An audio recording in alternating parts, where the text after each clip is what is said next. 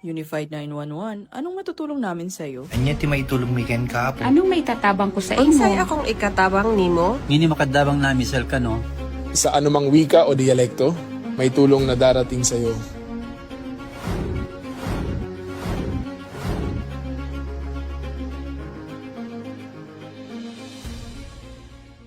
Lilingkod sa bawat Pilipino at magbibigay ng tamang impormasyon para sa tahimik at maayos na Pilipinas. Police News Network, alagad ng batas, tagapagtaguyod ng balitang pulis, sandigan ng mamamayan, patnubay ng katotohanan. La Campo Crame, maghahatid ng pinakahuling kaganapan at nagbabagang balita. Ito ang PNN Police News Network. At ngayon, ang inyong mga tagapagbalita. Magandang araw, bagong Pilipinas. Ako ang inyong alagad ng batas, tagataguyod ng balitang pulis. Ako po si Patrolwoman Clarice Miraflor. Maghahatid sa inyo ng tamang balita, kwento ng pulis at serbisyo para sa mamamayan.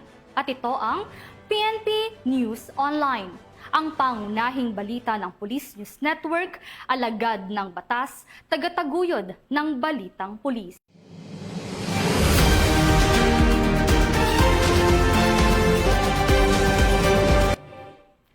Narito ang mga balitang hatid ng ating PNN correspondents mula sa iba't ibang panig ng bansa.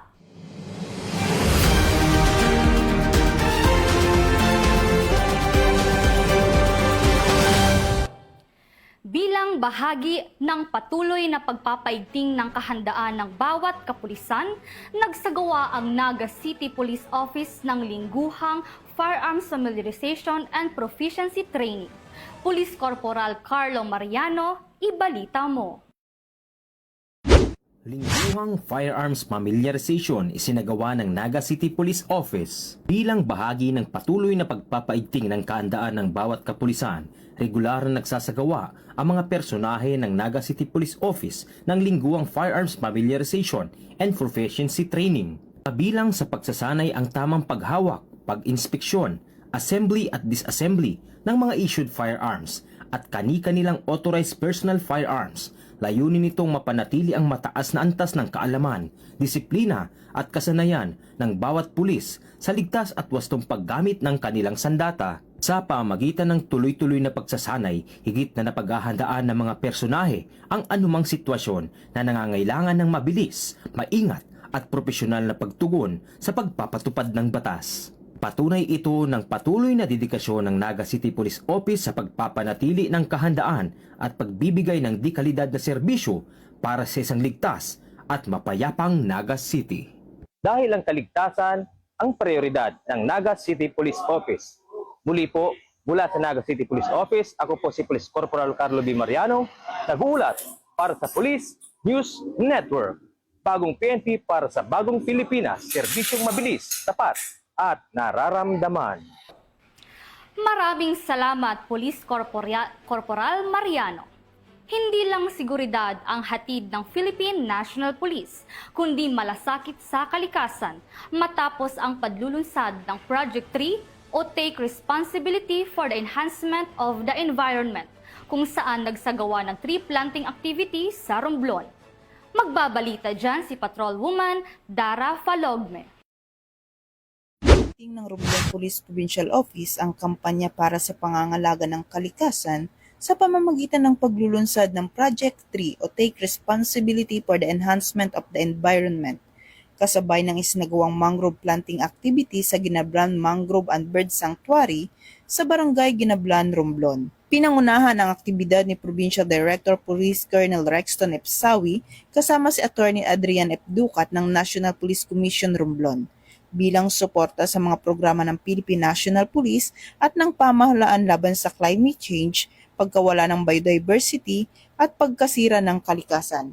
Sa isinagawang aktibidad, nakapagtanim ang mga kalahok ng kabuuang 600 mangrove propagules na inaasahang makatutulong sa rehabilitasyon ng mga baybayin, pagpigil sa coastal erosion, pagpapalakas ng marine biodiversity at pagbibigay ng proteksyon laban sa storm surge. Nakiisa rin sa programa ang iba't ibang ahensya ng pamahalaan kabilang ang Romblon Municipal Police Station, Philippine Coast Guard, Bureau of Jail Management and Penology, Municipal Agriculture Office, Municipal Environment and Natural Resources Office at iba pang mga katuwang sa pangangalaga ng kalikasan. Sa pamamagitan ng Project 3, muling pinagtitibay ng Romblon Police Provincial Office ang kanilang pangako na maging katuwang ng mamamayan sa pagtataguyod ng isang mas ligtas, mas luntian at mas matatag na komunidad para sa susunod na henerasyon. Mula dito sa Campo Crame, ako ang inyong PNN correspondent, Patrolwoman Dara Palogme, alagad ng batas, tagataguyod ng balitang pulis. Maraming salamat, Patrolwoman Falogme. Arestado ang isang wanted person na may kasong rape, wala pang 24 oras sa isinagawang operasyon ng Philippine National Police sa Pampanga. Nakibalita dyan si Patrolman Edwin Baris. Pinatunayan ng Philippine National Police ang kahalagahan ng pakikipagtulungan ng publiko sa pagpapatupad ng batas matapos maaresto ang isang wanted person sa Pampanga wala pang 24 oras sa tulong ng komunidad. Naharap siya sa mga warrant of arrest kaugnay ng multiple counts of rape at rape by sexual assault na inisyu ng Regional Trial Court. Mula dito sa National Headquarters ng Philippine National Police, ako ang inyong PNN correspondent, Patrolman Edwin Baris, alagad ng batas, tagataguyod ng balitang pulis. Maraming salamat, Patrolman Baris.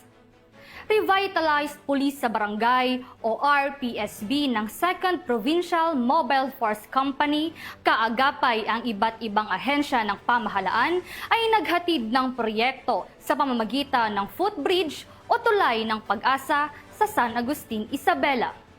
Police Corporal Jane de la Cruz, magbabalita.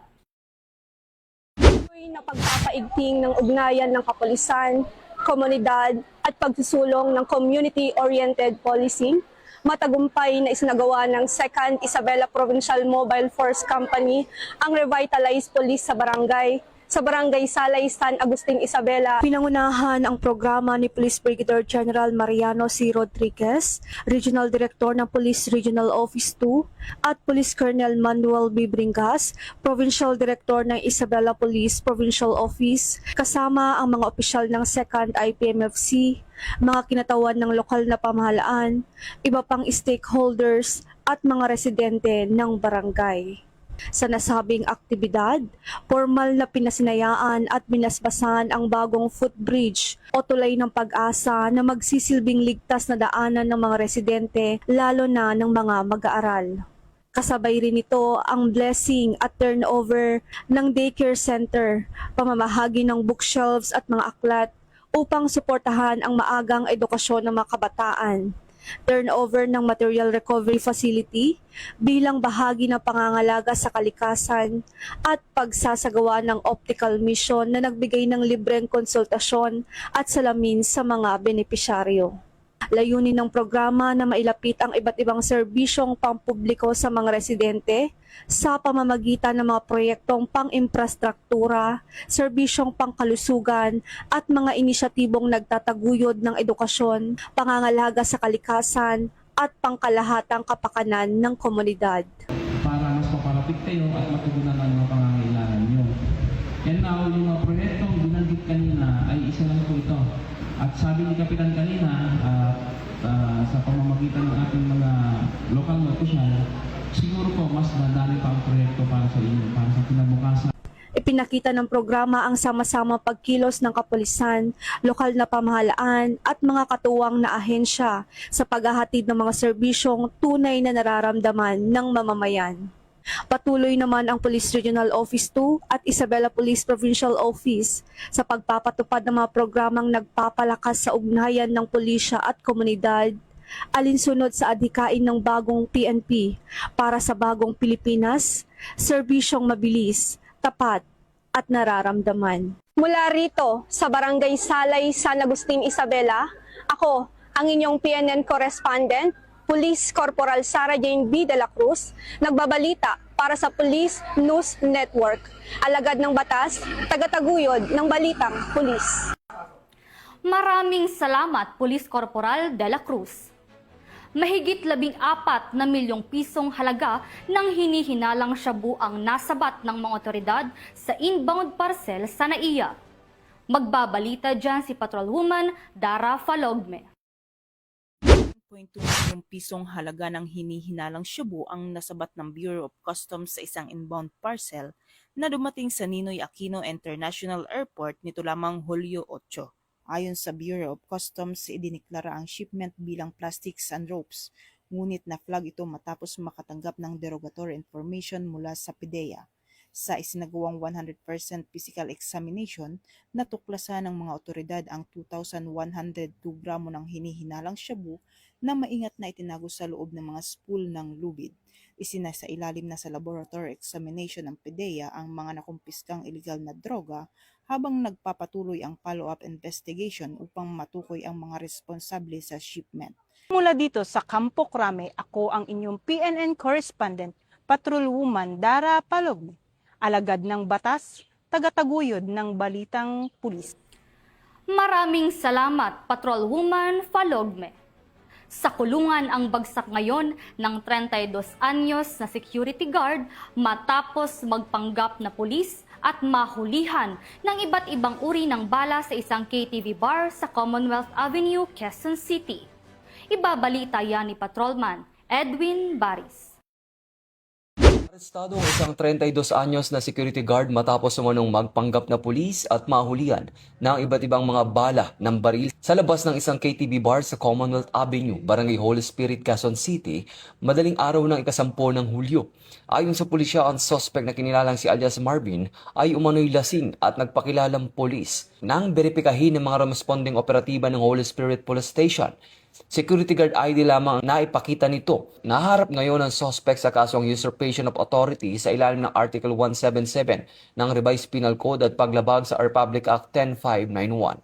Mula dito sa National Headquarters ng Philippine National Police, ako ang inyong PNN correspondent, Patrolman Edwin Baris, alagad ng batas, tagataguyod ng Balitang Pulis.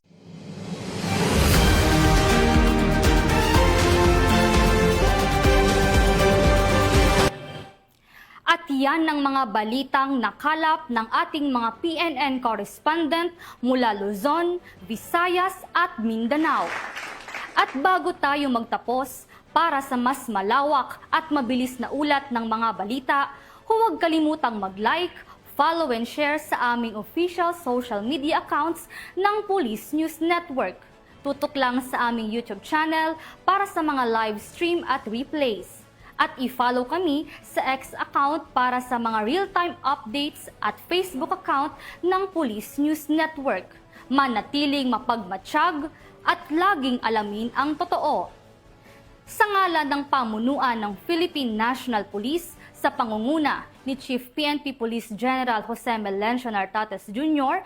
at sa pamumuno ni President Ferdinand Bongbong Marcos Jr., kami ay maglilingkod sa bawat Pilipino at magbibigay ng tama at balanseng balita. Mula rito sa tanggapan ng tagapag-ugnay ng Pambansang Pulisya, kami ang inyong alagad ng batas, tagataguyod ng Balitang Pulis. Ako ang inyong alagad ng batas, tagataguyod ng Balitang Pulis, Patrolwoman Clarice Miraflor.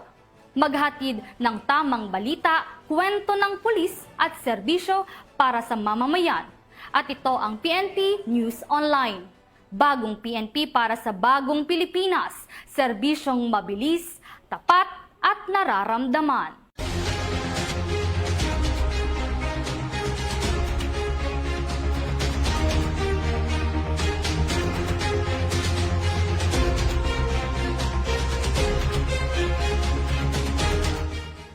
Police News Network, alagad ng batas, tagapagtaguyod ng balitang pulis.